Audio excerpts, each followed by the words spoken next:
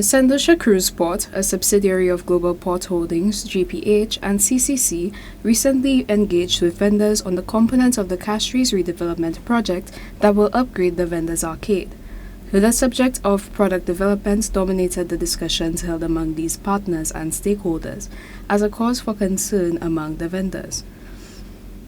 A significant number of them resisted the prospect of pivoting from the Saint Lucia branded souvenirs, t-shirts and other items that they carry as stock to be sold to tourists. One vendor looks forward to what Saint Lucia Cruise Port has to offer, but says that she'd prefer to diversify her products only after the project materializes. She views such a change as similar to a time when she transitioned from street vending to vending in the arcade. Just like when we was by the road, we were selling different things. We come in here with soft drink, we come in here with sweets, candies. I used to go Puerto Rico, everywhere, go and buy different things, candies. And yet still when I reach here, when I see it's a fight down now, I change myself to t-shirt, different things. But by the road I had, but not the majority. You see? Yes, so now we will do whatever was the best. The vending fits in a market structure quite like perfect competition.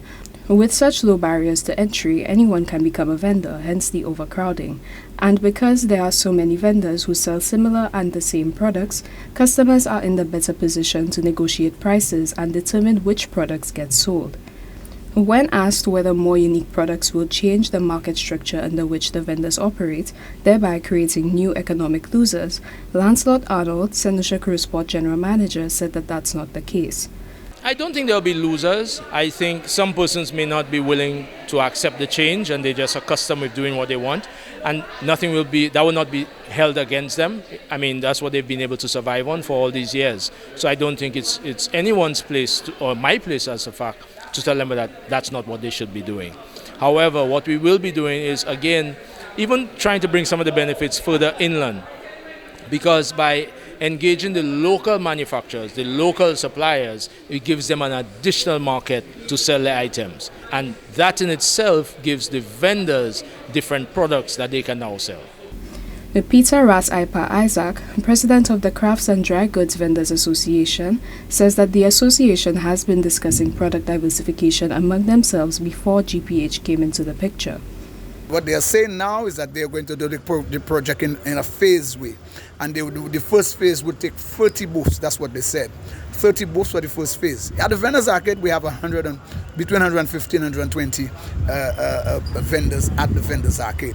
So I don't know what to be the whole logistic of how this is going to work in terms of the phase. I'm not really acquainted with that. But what I know is they have been talking a lot about telling vendors of some of the changes that has to happen in terms of, diversification of goods and, the product diversification and so on. Isaac says the association hopes to see better specialization among the vendors, translating to a more organized facility with aisles for classes of goods, such as leather and apparel. An apparent deficit of entrepreneurial talent and skill was a concern for Isaac, which he thinks will be alleviated by the push that Saint Lucia Cruise Port is giving. The other thing I think that's important too is the question of, the whole transition from vending, from being a vendor on the street or in the craft market or anywhere, into owning a small shop, a small, instead of just saying a vending shop, a small shop where you could employ one or two persons. These are some of the things we need to start thinking about.